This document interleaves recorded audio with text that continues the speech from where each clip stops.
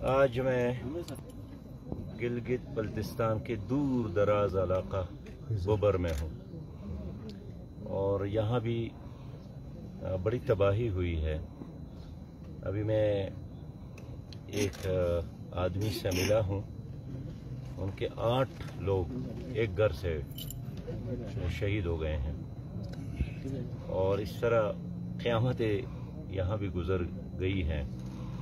आप लोग खेमों में हैं और ये इलाका चंद दिन बाद बर्फ़ की लपेट में आएगा, तो इसलिए यहाँ बहुत इमरजेंसी और उजलत में सरकार को इक़दामात और एक्शन लेने की ज़रूरत है, वरना ये लोग यहाँ से हिजरत करने पर मजबूर हो जाएंगे।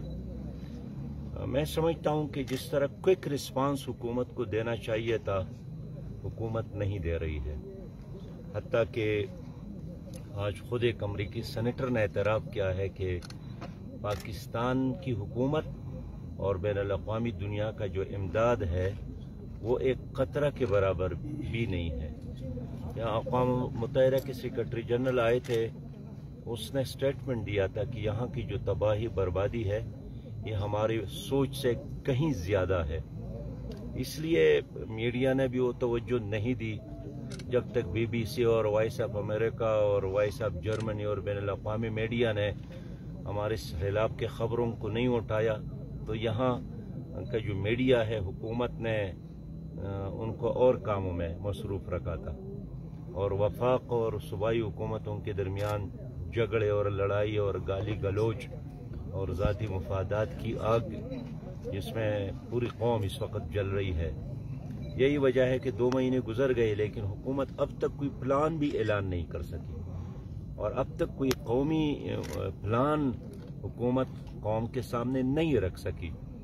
और 1 महीने तकरीबन वज़ीर आज़म ने और वज़राए आला ने हेलीकॉप्टर्स में फ़िज़ाई सर्वे और फ़िज़ाई तमाशे में गुजारा है, जबकि आवाम चाहते हैं कि अब ग्राउंड पे आकर लोगों को घरों की तामीर के लिए पैसा भी दे दे।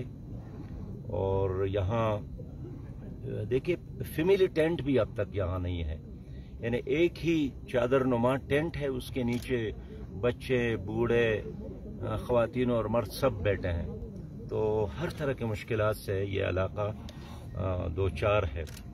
मैं आज इतनी दूर दराज इलाके में आया हूँ कि यहाँ पहुँचते पहुँचते मैं सुबह रवाना हुआ हूँ सुबह और अब शाम होने वाला है, लेकिन यहाँ भी अल खिदमत फाउंडेशन के लोगों के बारे में, वर्कर्स के बारे में यहाँ के मुकामी लोगों ने बहुत ज़्यादा दुआएं भी दी, शाबाश भी दी। यहाँ इस गांव का जो नंबरदार है शेर आलम खान, उसने बताया कि 24 घंटों में सरकार से भी पहले जो लोग पहुंचे हैं ताउन के लिए, वो अल खिदमत फाउंडेशन के रजाकार है और इसलिए उन्होंने खराजी तहसीन पेश की। पूरी कौम ने, यहाँ तमाम सियासी जमातों ने मिलकर अल खिदमत फाउंडेशन को खराजी तहसीन पेश की। मैं हुकूमत से कहना चाहता हूँ कि एक तो सियासी बुनियादों पर वसाइल की तकसीम ना करे और एक शफाफ निज़ाम बना ले। दूसरी बात यह है कि इन दूर दराज इलाकों में हेल्थ फैसिलिटीज़ बिल्कुल नहीं है।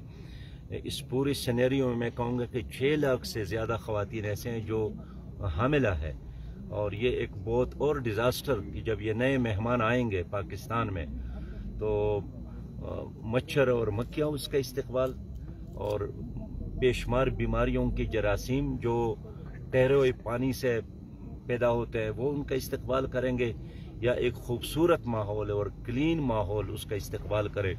तो इसलिए ज़रूरत इस अमर के हुकूमत इमरजेंसी बुनियादों पर। एक और बात मैं करना चाहता हूँ कि मरकज़ी हुकूमत और सूबाई हुकूमत एक पेज पर नहीं है। यानी अब तक वज़ीर आज़म और वज़ीर आला खैबर पख्तूनख्वा का, वज़ीर आला पंजाब का, वज़ीर आला गिलगित बल्तिस्तान के दरमियान मीटिंग ही नहीं हुई है।